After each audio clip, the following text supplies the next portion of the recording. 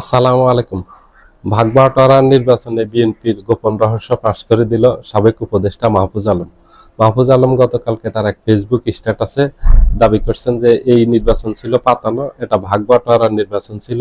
কে কত আসন পাবে, বিএনপি কত আসন পাবে, এনসিপিকে কত আসন দেবে, জামায়াতকে কত আসন দেবে, স্বতন্ত্র কতটা আসন পাবে, এটা আগের থেকে একটা মেটিকুলাস ডিজাইন করা একটা নির্বাচন ছিল। সেই নির্বাচনে বাদে পড়ছে জামায়াত, এনসিপি সহ অন্যান্য দল, যেটাতে আগের থেকেই নির্ধারিত ছিল ফলাফল যে বিএনপি ক্ষমতায় যাবে এবং নিরঙ্কুশ সংখ্যাগরিষ্ঠতা অর্জন করে বিএনপি ক্ষমতায় যাবে।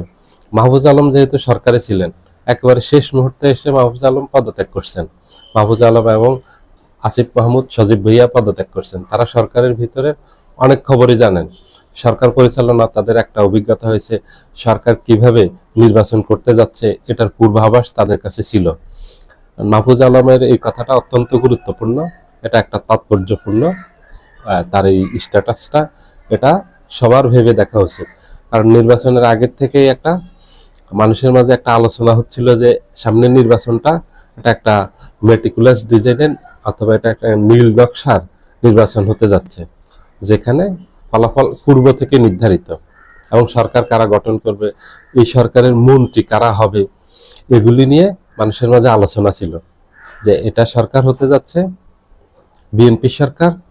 বিএনপিকে ক্ষমতায় আনার জন্য যে দাবি জামাত করছে, এনসিপি করছে, একাধিকবার জামাত এবং এনসিপি এই বক্তব্য রেখেছে নির্বাচনের আগে।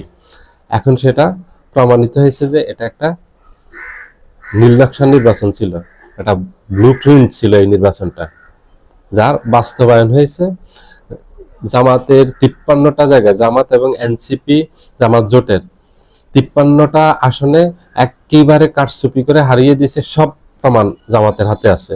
যেখানে ভোটার, এই যে প্রত্যেকটা প্রার্থীর কেন্দ্রে যে পোলিং এজেন্ট থাকে, পুলিং এজেন্টের স্বাক্ষর নেই, স্বাক্ষর ছাড়া ওই কেন্দ্রের ফল ঘোষণা করা হয়েছে। দ্বিতীয় হলো পুলিং এজেন্টের স্বাক্ষর আছে, পরবর্তী সময়ে ওখানে ঘষামাজা করে বিএনপি প্রার্থীকে বিজয়ী করা হয়েছে ভোট বাড়িয়ে দিয়ে। এই যে ঢাকা ৮ আসনে নাসিরউদ্দিন পাটোয়ারিকে হারিয়ে দিয়েছে একেবারে হাতে ধরে, যেটা একেবারে আইন বহির্ভূত, সেই প্রমাণগুলি আছে। ঢাকা 13-তে আল্লামা মামুনুল হককে নির্লজ্জভাবে হারিয়ে দিয়েছে, সেই প্রমাণ জামাতের হাতে আছে একেবারে স্পষ্ট, যেগুলিতে জামাত এই আইনি ব্যবস্থা নেবে বলছে, আইনি ব্যবস্থা নিলে ওগুলিতে বিজয়ী হবে। এভাবে 53টা আসনে জামাত বিজয়ী হবে। এবং কক্সবাজার 4, কক্সবাজার 3, এই দুইটা আসনে জামায়াতের প্রার্থীদেরকে হারিয়ে দিয়েছে। কক্সবাজার সাইড থেকে কক্সবাজার জেলা জামায়াতের আমির নূর আহমেদ আনোয়ারি বিজয়ী হয়েছেন। ওখান থেকে বিএনপির শাহজাহান চৌধুরীকে বিজয়ী ঘোষণা করা হয়েছে মাত্র 1000 ভোটের ব্যবধানে।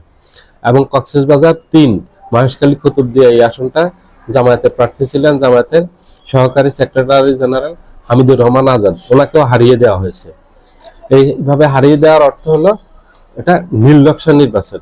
এখানে নির্বাচন যখন ফলাফল ঘোষণা করে আপনারা লক্ষ্য করছেন, সেখানে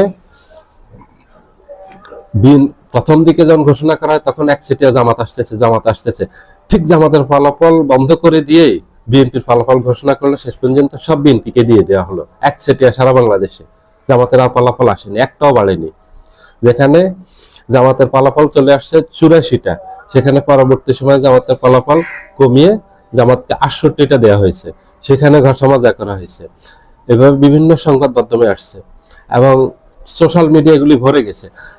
সকল ধরনের প্রিন্ট মিডিয়া, ইলেকট্রনিক্স মিডিয়া এবং সকল সোশ্যাল প্ল্যাটফর্মে এই নিউজগুলি চলে আসছে, একদম প্রমাণ সহ চলে আসছে যে এটা একটা নীল নকশা নির্বাচন হয়েছে। এটা জামাতকে নামকাস্তে কিছু আসন দেওয়া হয়েছে, এনসিপিকে নামকাস্তের কিছু আসন দেওয়া হয়েছে, আর বাকিগুলো 212 আসন বিএনপি নিরঙ্কুশ সংখ্যাগরিষ্ঠতা পাবে, এটা নিয়ে কারো কোনো সন্দেহ নেই। কিন্তু 212 আসন বিএনপি পেত না।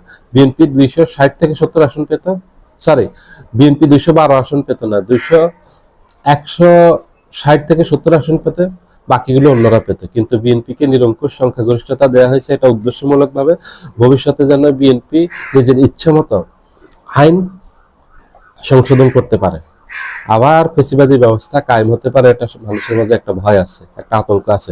এভাবে নিরঙ্কুশ সংখ্যাগরিষ্ঠতা কোনো দলকে দিলে সেই দল ফেসিবাদী হয়ে যায়, যেটা অতীতে প্রমাণ আছে শেখ হাসিনা হয়েছে।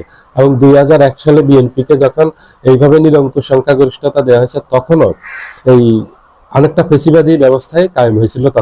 তখন দেশে ব্যাপক বিশৃঙ্খলা দেখা দিয়েছে, ব্যাপক দুর্নীতি হয়েছে, আইন শৃঙ্খলার ব্যাপক অবনতি হয়েছে। তার ফলশ্রুতিতে 1/11 সরকার আসছে। সবাই ভালো থাকবেন, আল্লাহ হাফেজ।